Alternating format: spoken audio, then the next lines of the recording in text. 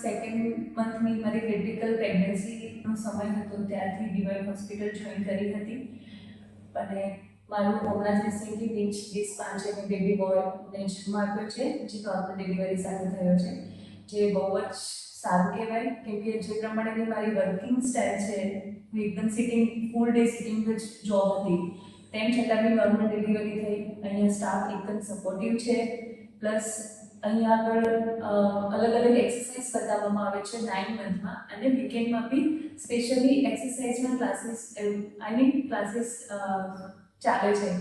Classes that mean એ લોકો free of service આપે છે આપણને. નોર્મલ ડિલિવરી માટેની ટ્રીક આપે છે, બેબી ફીડિંગ કેવી રીતે કરવું એ માટેની ટ્રીક આપતા હતા.